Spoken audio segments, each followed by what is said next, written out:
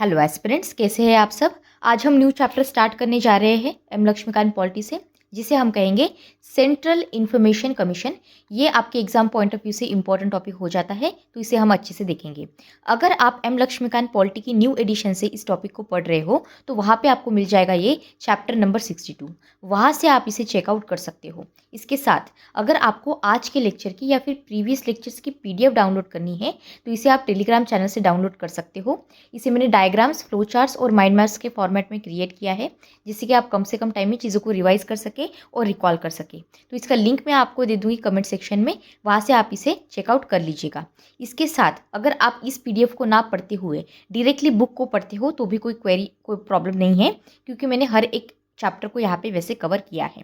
तो चलिए अभी हम स्टार्ट करते हैं सबसे पहले सेंट्रल इंफॉर्मेशन कमीशन की स्ट्रक्चर और फंक्शनिंग को समझ के। अब देखिए, सबसे पहला पॉइंट जो आपको याद रखना है वो ये है कि सेंट्रल इंफॉर्मेशन कमीशन को 2005 में क्रिएट किया गया था, एस्टैब्लिश किया गया था हमारी सेंट्रल गवर्नमेंट के द्वारा। अब यहाँ पे जो एक्ट रिस्पॉन्सिबल है इस सेंट्रल इंफॉर्मेशन कमीशन को बनाने के लिए, उसे हम कहते हैं RTI एक्ट ऑफ 2005। RTI का मतलब होता है right to information act. Okay, तो इसका मतलब ये हुआ कि यहाँ पे हमारी पार्लियामेंट ने लॉ लाया और उस लॉ को हम कहते हैं RTI एक्ट ऑफ 2005। अब ये जो लॉ है ये रिस्पॉन्सिबल है यहाँ पे इस बॉडी को बनाने के लिए, जिसे हम कहते हैं सेंट्रल इंफॉर्मेशन कमीशन। इसका मतलब ये हुआ कि अगर कोई आपको पूछे कि क्या central information commission statutory body है या फिर कॉन्स्टिट्यूशनल बॉडी है, तो आपका आंसर ये आना चाहिए कि ये एक स्टैट्यूटरी बॉडी है, ये एक कॉन्स्टिट्यूशनल बॉडी नहीं है। कॉन्स्टिट्यूशनल बॉडी में क्या होता है, it is not a constitutional body, it is a statutory body because it is not made by the constitution. Okay, it is made by an act. यहाँ पे कोई आर्टिकल नहीं दिया है, कोई स्पेशल आर्टिकल मेंशन नहीं किया है जिससे यहाँ पे CIC का फॉर्मेशन होता है। तो ये एक पॉइंट क्लियर हो गया आपको कि ये एक स्टैट्यूटरी बॉडी है। Very good. अब ये जो राइट टू इंफॉर्मेशन है ये क्या करता है, ये एक्ट देता है हमारे सिटीजन्स को एक राइट किस बात का, राइट टू सीक इंफॉर्मेशन। समझ में आया? तो to right to seek information मिलता है RTI एक्ट से, और ये बहुत इंपॉर्टेंट एक्ट है हमारी कंट्री में। ओके, ठीक है। अब जो हमारा CIC है, अगर इसका नेचर में समझाऊँ आपको तो ये एक इंडिपेंडेंट हाई पावर्ड बॉडी है, स्ट्रॉन्ग है। ये काम करती है without control from the government जब इनको अपने खुद के डिसीजंस लेने होते हैं। ये कंप्लेंट्स को एग्जामिन करते हैं, इसके साथ साथ डिसाइड करते हैं अपील्स को अंडर RTI।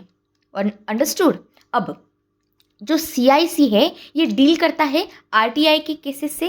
अब ये कौन से केसेस हो सकते हैं ये आपको समझना है। देखो, कभी कभी सेंट्रल गवर्नमेंट ऑफिसेस से केसेस आ सकते हैं, या फिर कोई हमारी कंट्री में जितनी भी फाइनेंशियल इंस्टीट्यूशंस है वहाँ से केसेस आ सकते हैं। पब्लिक सेक्टर अंडरटेकिंग्स, आपने इसके बारे में सुना होगा, तो जो PSUs है हमारे वो भी यहाँ पे होते हैं।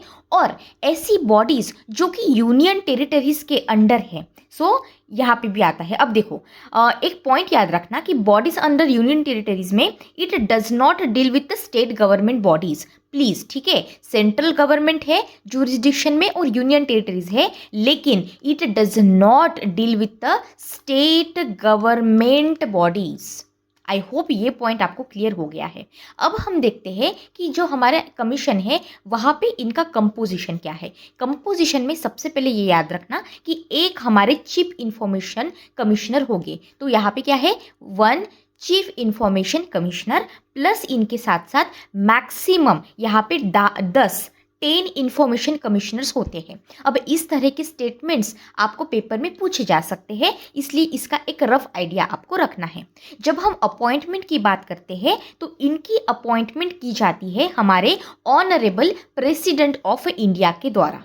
यहाँ पे जो रिकमेंडेशंस होती है, तो on the recommendations of the committee consisting of the prime minister as a chairperson, ये यहाँ पे डिसाइड करते हैं। तो यहाँ हम पढ़ रहे हैं सिलेक्शन कमेटी की। सिलेक्शन कमेटी यहाँ पे क्या करेंगे, अपॉइंटमेंट करेंगे। और कौन कौन है यहाँ पे, चेयरपर्सन प्राइम मिनिस्टर होते हैं। तो अगर स्टेटमेंट में पूछ रहे तो गलती नहीं करना, प्लस इस कमिटी में प्राइम मिनिस्टर के अलावा लीडर ऑफ अपोजिशन होते हैं इन लोकसभा, प्लस यहाँ पे और एक यूनियन कैबिनेट मिनिस्टर होते हैं जो कि चूज किए जाते हैं हमारे ऑनरेबल प्रेसिडेंट के प्राइम मिनिस्टर के द्वारा। Okay, so prime minister, leader of opposition in Lok Sabha and union minister which is chosen by the honourable prime minister. I hope ये आपको क्लियर हो गया है। और जो कमिश्नर होते हैं, ही और she is must be well known and respected individual, ये इनकी एलिजिबिलिटी है। तो एमिनेंट पर्सन है यहाँ पे, समझ में आया? तो they should have the expertise in some fields. अब यहाँ पे अगर फील्ड्स की बात करूँ तो लॉ भी आ सकता है, science and technology, media, social services, management, journalism, administration, कुछ भी हो सकता है। तो ये होगी इनकी सिंपल एलिजिबिलिटी। इसके साथ साथ they can not be MP और मेंबर ऑफ लेजिस्लेटिव असेंबली और member of legislative council, please ये नोट डाउन कर लीजिएगा। They must not hold any paid government job, okay, या फिर वो और अच्छा, इसके साथ साथ ये जो इंडिविजुअल होते हैं ये पॉलिटिकली न्यूट्रल होने चाहिए, ठीक है। वो कोई जब ये पोस्टिंग ये हैंडल करेंगे और काम करेंगे तब ये यहाँ पे कोई दूसरा बिजनेस रन नहीं कर सकते। So no business, plus they can not practise any other profession, जैसे कि लॉ हो सकता है या फिर मेडिसिन हो सकता है। आई होप इतना आपको याद हो गया होगा। अब हम नेक्स्ट पॉइंट देखते हैं कि अपॉइंटमेंट प्रोसेस और रिमूवल कैसे होता है यहाँ पे ऑफिशियल वे में, प्लस हम यहाँ पे टेन्योर और सर्विस कंडीशन भी देख लेते हैं। तो सबसे पहले अगर मैं लेंथ की बात करूँ, मतलब length of a service term हमारे चीफ इंफॉर्मेशन कमिश्नर की, तो यहाँ पे एक पॉइंट याद रखना कि चीफ इंफॉर्मेशन कमिश्नर प्लस इनके साथ साथ जो इंफॉर्मेशन कमिश्नर्स है बाकी के, ये डिसाइड करते हैं, मतलब डिसाइड किए जाते हैं सेंट्रल गवर्नमेंट के द्वारा थ्रू द रूल्स। ओके, तो सबसे पहले टर्म ऑफ अपॉइंटमेंट में ये याद रखना है आपको कि the chief information commissioner plus an information commissioner shall hold office for such a term as prescribed by the central government।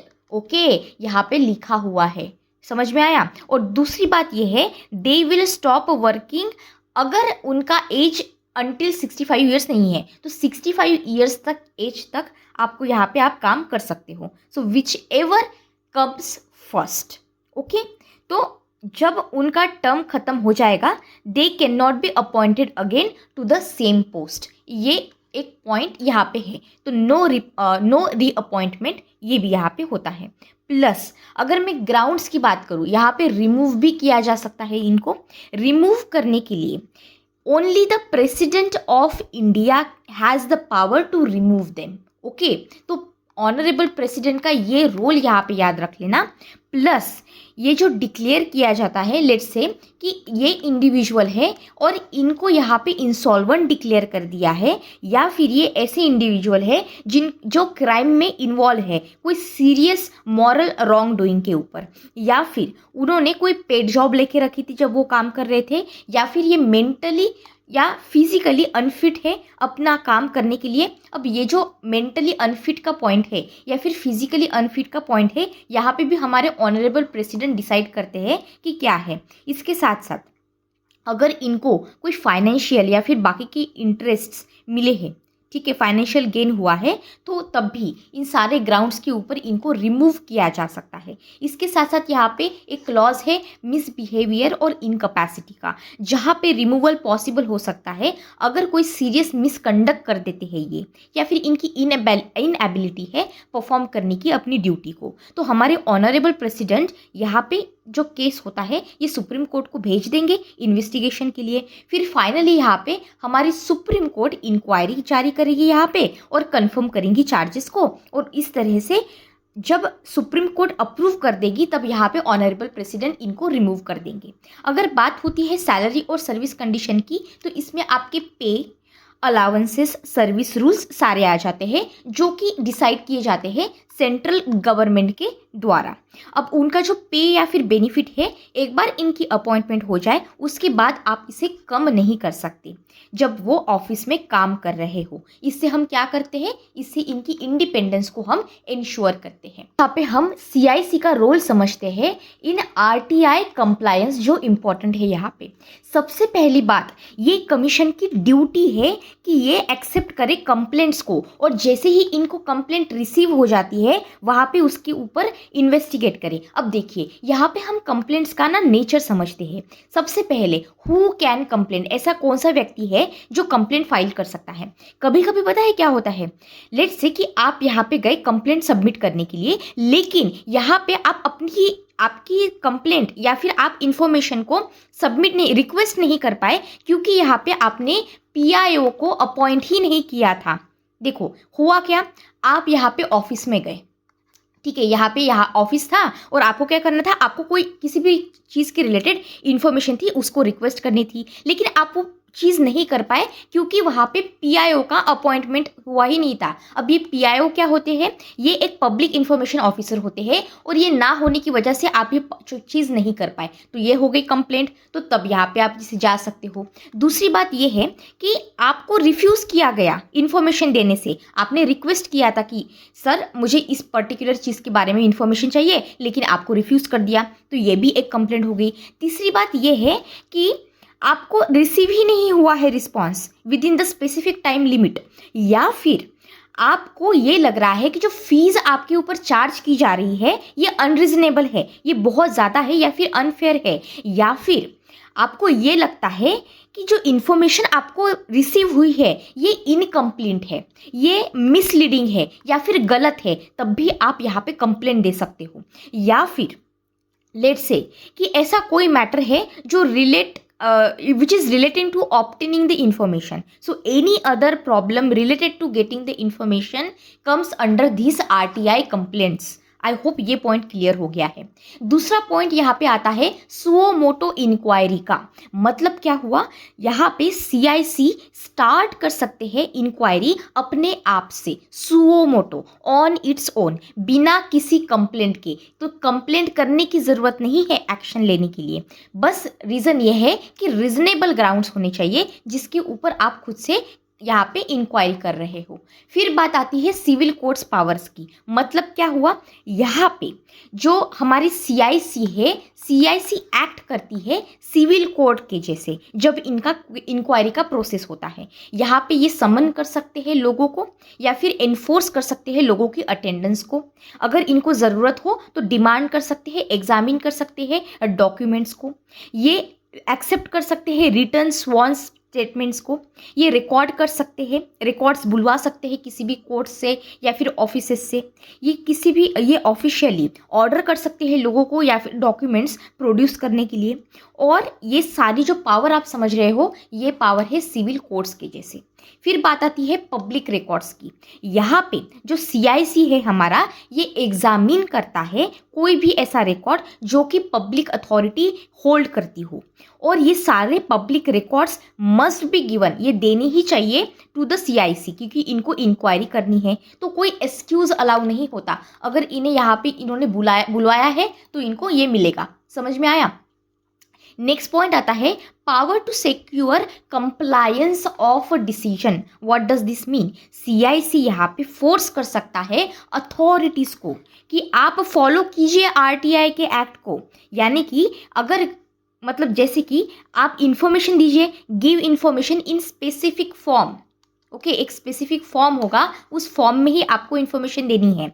आप ऑर्डर कर सकते हो कि जल्दी से जल्दी PIO का अपॉइंटमेंट कीजिए आप यहाँ पे। तो अगर कोई एग्जिस्ट वहाँ पे उस जगह पे नहीं करता है तो आप डायरेक्ट कर सकते हो पब्लिकेशन ऑफ इंफॉर्मेशन को, आप ऑर्डर चेंज कर सकते हो रिकॉर्ड मैनेजमेंट की, आप इम्प्रूव कर सकते हो RTI ट्रेनिंग की। RTI ट्रेनिंग जो ऑफिशियल्स यहाँ पे होते हैं काम करने वाले, उनकी ट्रेनिंग आप इम्प्रूव कर सकते हो। एनुअल कंप्लायंस रिपोर्ट को पूछा जा सकता है यहाँ पे। तो ये सारी चीज़ें यहाँ पे आती है, इम्पोज करना पेनाल्टीज या फिर एप्लीकेशन को रिजेक्ट करना। तो आई होप आपको कंप्लायंस ऑफ पावर का एक पॉइंट यहाँ पे समझ में आ गया है। यहाँ पे एनुअल रिपोर्ट्स का भी पॉइंट आता है, जहाँ पे CIC प्रिपेयर करते हैं ईयरली रिपोर्ट्स RTI इम्प्लीमेंटेशन के ऊपर। रिपोर्ट को टेबल किया जाता है दोनों भी हाउसेस में, राज्यसभा प्लस लोकसभा में।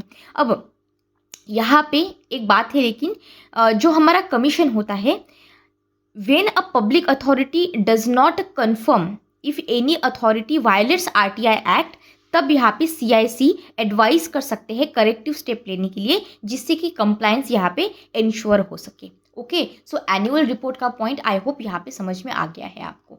अब इस तरह से हमने पूरे लेक्चर को कंप्लीट कर दिया है। अगर कोई क्वेरी है आपको तो you can tell me in the comment section box, I will try my best to solve it. और अगर आपको आज का लेक्चर अच्छा लगा है तो प्लीज़ लाइक कीजिए, सब्सक्राइब कीजिए, आपके दोस्तों के साथ शेयर कीजिए, जिससे मेरा भी मोटिवेशन बढ़े। तब तक अच्छे से पढ़ाई करते रहिए without taking any kind of stress. Thank you so much and God bless you all.